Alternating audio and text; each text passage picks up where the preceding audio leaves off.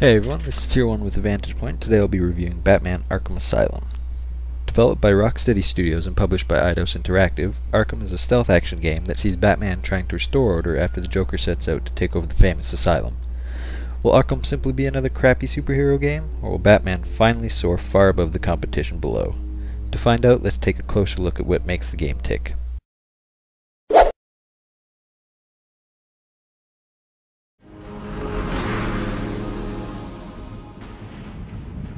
Arkham Asylum begins with what to many will probably seem like a perfectly normal night in Gotham City.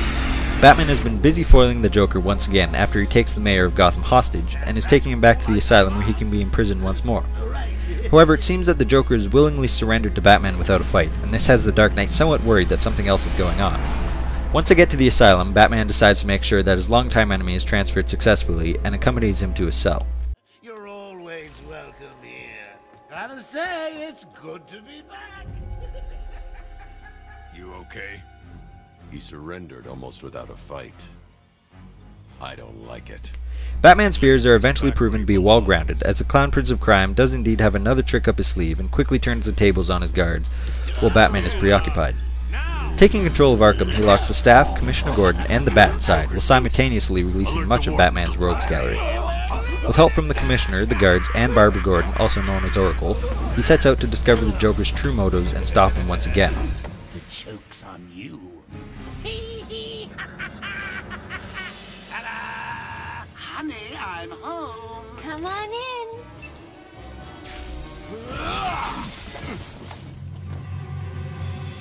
Welcome to the madhouse, Batman. I set a trap, and you sprang it gloriously.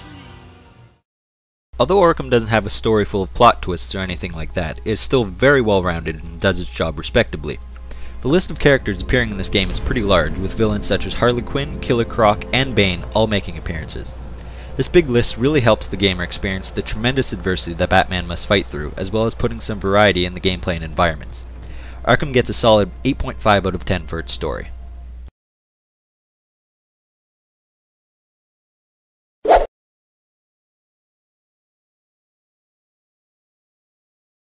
One of the biggest things that people, me being one of them, often complain about with bad superhero games is that they lack a certain quality about the game that really makes it feel that you were playing as a superhero and kicking crime's ass.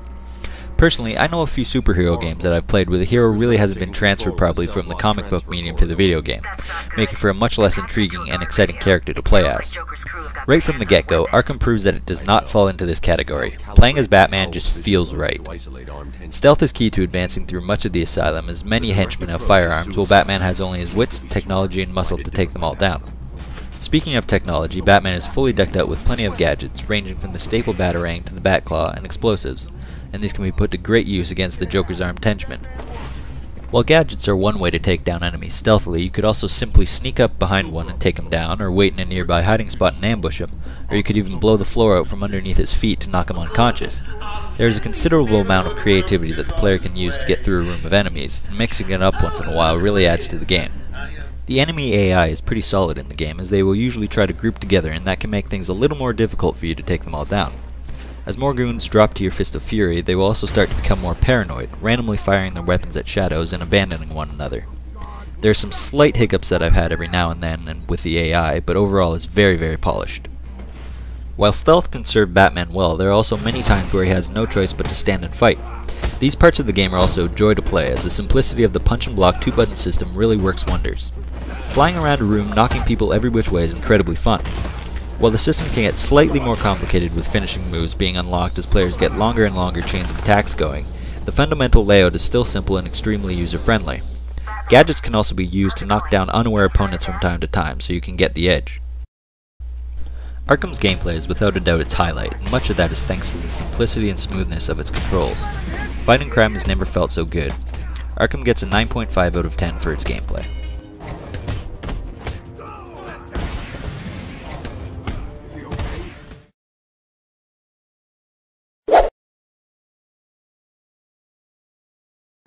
If there's one thing to be said about Arkham's graphics, it's that they're absolutely beautiful. Running off of Epic's Unreal 3 engine, the visuals really bring to life the dark, grimy, and somewhat mysterious place that Arkham Asylum is. The environments look like they have popped right out of a comic book and onto your monitor, and this also adds another level of immersion to the game. Character animations and cutscenes are very lifelike, and combat animations are very fluid and polished. There are a few times that I've had where some combat animations don't look quite right because of the distance between Batman and his target, but all in all, the animations are still very high quality. Many of the characters have been redesigned in the game to fit the developer's vision. While I won't go too much in depth with this so as to not spoil a big part of the game, I would like to point out one character's redesign that I wasn't too fond of, that being Harley Quinn. Rocksteady have ditched her well-known jester costume and replaced it with a miniskirt and stockings. I really feel like they're trying to sell her more on her sex appeal now than her quirky personality, and that bothers me a little. Other than Harley, however, every other character is well designed and fits into the backdrop of Arkham.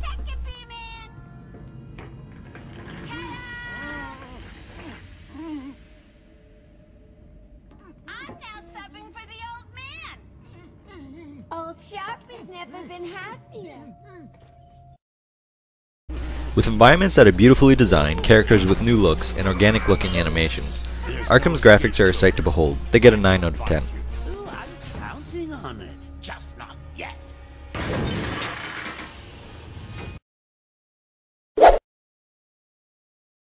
Harley trashed the car. Looks like there was a scuffle. I need to search the area around the Batmobile. There could be a clue as to Arkham's background music is nothing spectacular, but it gets the job done. The music follows the pace of the game quite well, and there is never a time where it is not suited for a certain moment. The creepy music is where it should be, the battle music is where it should be, and all were composed with a more than satisfactory quality.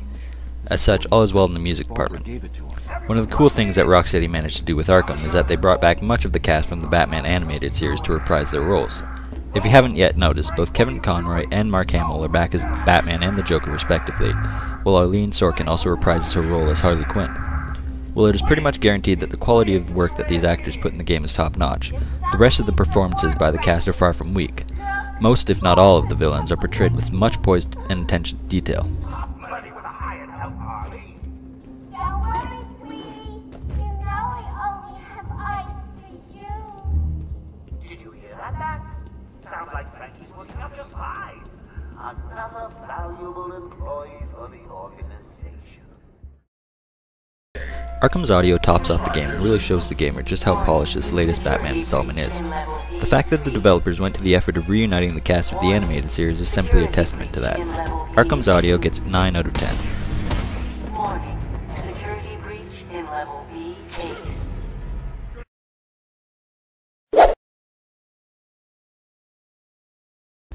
By far the weakest point of Arkham is its replay value. Some rooms can be replayed with the opportunity to unlock the extreme difficulty level, which makes completing the level and getting the achievements much harder being available, but there is no content that the player will not have seen in the story already. There are also trophies and other collectibles sprawled about Arkham, but besides one series of collectibles that reveals a bit of a hidden side to the asylum, there is really no reason to collect them except for hardcore fans or those wanting to know more about Batman lore. Simply put, while some may want to get all the little knickknacks that the game has to offer, chances are that after a playthrough of the main story, a lot of gamers will put it away. Arkham gets a 6.5 for its replay value.